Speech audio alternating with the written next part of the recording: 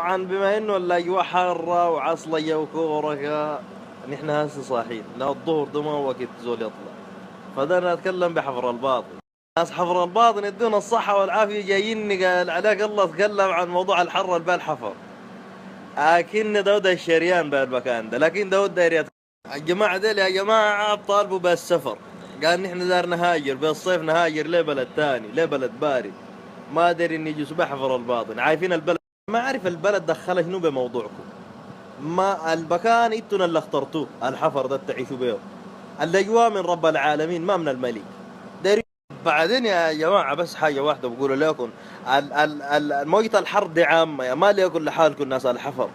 يا اخ اوروبا دي بيحن الحر، اوروبا شويه كان بيه زول من لندن برسل لنا بقول قال جايين الناس من السعوديه بصيفين هناك،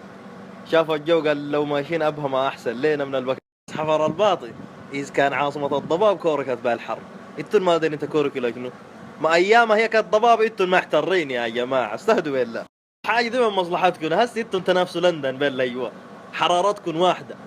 يا تو بلد تطغى على الثانيه بالحراره، حفر الباطن ولندن، احمدوا ربكم. المهم يا جماعه معاناتكم ما لحالكم، الكل معاني بالحر، لكن نقول الله يجرنا من حر جهنم، وعليكم بيت تلقي بتاع لاس كذا. بعدين حاولوا تغيروا من نظامكم، القهوه والشاي، القهوه والشاي، انتوا جوكم مكورك بيكم، وانتم مكوركين بنفسكم زياده، يا اخ بطلوا القهوه والشاي. المهم ما علينا، ضبطوا علاقتكم مع ناس الكهرباء عشان ما بتتقطع عليكم، الفواتير سددوها اول باول، وقابلوا المكيفات، دقوا لكم اثنين وقابلوه. المهم والله ده حل، حتى دود الشريان ما بجيبوا لكم، قابلوا المكيفات احسن لكم. هسه نمشي نصلي، وان شاء الله مشان الله يجرنا من حر جهنم، صلوا يا